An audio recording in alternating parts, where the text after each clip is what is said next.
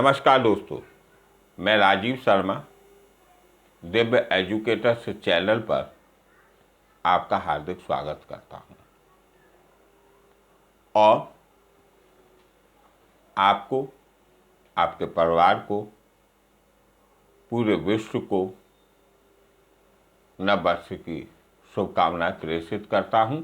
विशेष रूप से नव वर्ष की शुभकामना जो है आप तक, मेरे तक या अन्य जगह पर YouTube वालों की देन है। YouTube वालों को भी नव वर्ष की हार्दिक शुभकामनाएं।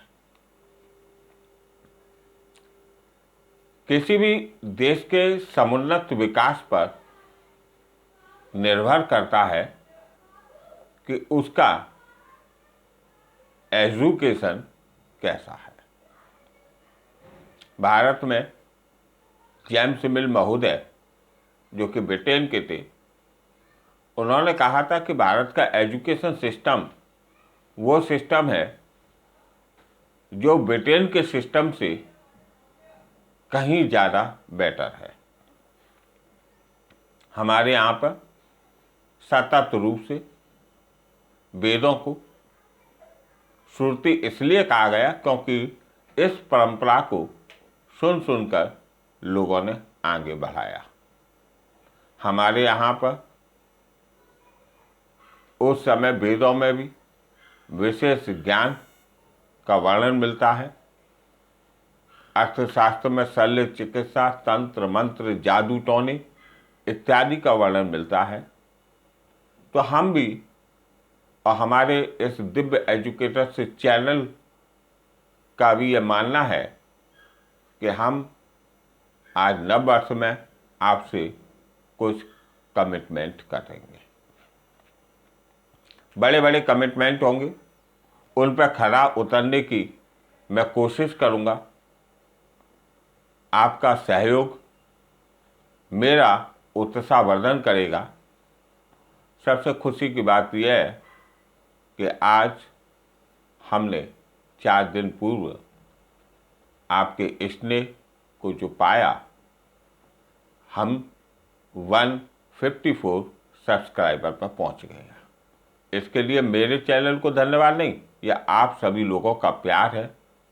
आप सभी लोगों का मैं हार्दिक धन्यवाद, अभिनंदन करता हूं। और मैंने यह भी देखा कि इस चैनल के माध्यम से कि हमें आगे इसको बढ़ाना है, तो हमें विशेष रूप से कार्य करने पड़ेंगे। यह विशेष कार्यों में यह है कि मैं आज आपसे यह कमिटमेंट करता हूं कि पूरा का पूरा सिलेबस स्टैंडर्ड लेवल के एग्ज़ाम का, चाहे वो यूपीएससी हो या एसपीएससी हो या सीजीएल हो, इस चैनल पर कभी भी आपको अन्य यूट्यूब चैनल वालों की तरीके से पेड चैनल कभी नहीं बनाऊंगा। ये मेरा नव वर्ष में आपसे कमिटमेंट है। आपका मैंने 2 दिन पूर्व कहा था कि टोटल ज्योग्राफी के नाम से मैं आपको इसमें दूंगा, फिर टोटल हिस्ट्री के नाम से दूंगा, फिर टोटल पॉलिटी के नाम से दूंगा, फिर टोटल एनवायरनमेंट के नाम से दूंगा, और फिर कुछ दिनों बाद हिंदी, चूँकि हमारी मातृभाषा है इसलिए अभी मैं हिंदी में दे रहा हूँ।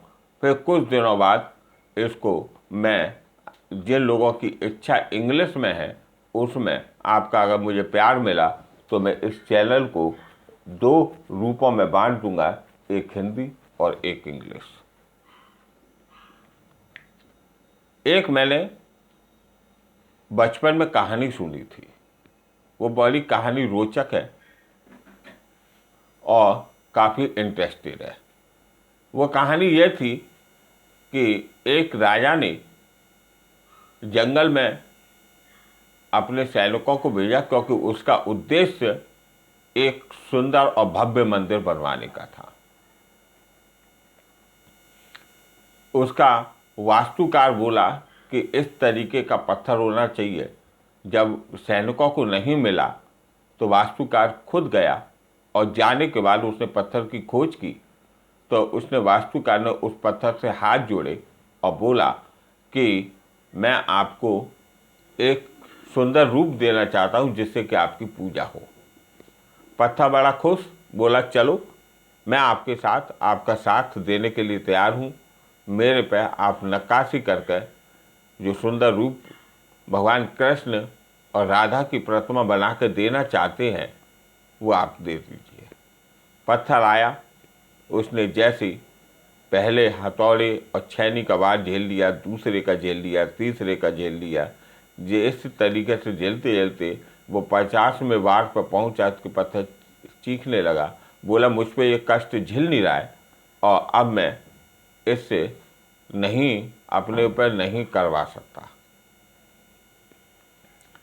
वास्तुकार बड़ा समझदार था, उसने उस पत्थर को बिना उसकी इच्छा के कैसे वो कर सकता था, इसलिए उस पत्थर को उसने जंगल में वो जहाँ पे था वहीं पे छोड़ दिया। फिर दूसरे पत्थर की तलाश में निकला और निकलने के बाद में दूसरा पत्थर उसे मिला। उसने कहा मैं झेलूँगा, और वो पत्थर ने पूरी का पूरा कष्ट उस छेनी और हथौड़ी की जो स्ट्राइक हो रही थी, वो उस पर ठोकर पड़ रही थी, उसको झेला और झेलने के बाद एक सुंदर प्रतिमा वो बन गया। जब वो सुंदर प्रतिमा बन गया तो राजन ने दरबार में आने के बाद में वो भव्य घड़ी भी आ गई। जब उस भव्य मंदिर का निर्माण हो चुका था, प्रतिमा विराजमान होनी थी, प्रतिमा में प्राण आहूत होने थे, तो उस प्रतिमा को प्राण आहूत के लिए बड़े बड़े पुरोहित बुलाए गए और फिर एक यज्ञ के द्वारा उस प्रतिमा को वहाँ पर शोभायमान कर दिया। राजन बोले कि सैनिकों जाओ, यहाँ पर नारियल फोड़ने के लिए कोई पत्थर नहीं है, वो जंगल से ढूंढ के लाओ। सैनिक गए, जाने के बाद वह पत्थर रास्ते में मिल गए जिस पर पहली 50 चोटें पड़ी थी, वो नहीं झेल पाया था। उसने नारियल फोड़ने के लिए राजा ने वो पत्थर मंगा लिया और सामने नारियल पे फोड़ने वाली जगह पर उस पत्थर को लगा दिया। अब जब उस पर चोटें पड़ने लगी तो वो चिल्लाने लगा, चीखने लगा, अपने मन ही मन में चिल्लाने लगा। क्योंकि वो भाषा शैली तो वो वास्तुकार जानता था या वो पत्थर जानता था, लोग उसके भाव को कोई नहीं समझ पाया और जिंदगी भर उसकी चोटें वो झेलता रहा। कहने का तात्पर्य है कि हमको कभी भी किसी भी तरीके की चोट से नहीं डरना चाहिए। माना इस समय संक्रमण का दौर चल रहा है, कभी डेल्टा वेरिएंट आ जाता है, कभी ओमिक्रॉन आ जाता है, कभी कोविड आ जाता है, कोविड के तमाम रूप हो गए। इस तरीके से हमें संक्रमण के दौर से गुजरना पड़ रहा है, लेकिन हम गुजरेंगे और गुजरने के बाद YouTube के माध्यम से अपने देश को हमारा चैनल शिक्षित बनाने का कार्य करेगा और बड़े बड़े जो सपने लोगों ने संजो रखे हैं, हमने आपको कमिटमेंट कर दिया है कि चाहे वो UPSC का सिलेबस हो, चाहे मेरे पर कितनी भी चोटें क्यों ना पड़े, मैं आपका साथ दूंगा। आपके सहयोग की मुझे ज़रूरत है। आप मेरे चैनल को लाइक कीजिए, सब्सक्राइब कीजिए, शेयर कीजिए और मैं आपको पूरा का पूरा UPSC हो, SPSC हो या CGL हो या अन्य कोई परीक्षा हो, इस हिसाब से इसे मैंने फॉर्म किया है कि आपके लिए यह चैनल भविष्य में अति आवश्यक चैनल और अति महत्वपूर्ण चैनल सिद्ध होने वाला है और आप का सहयोग ही मेरा उत्साहवर्धन करेगा।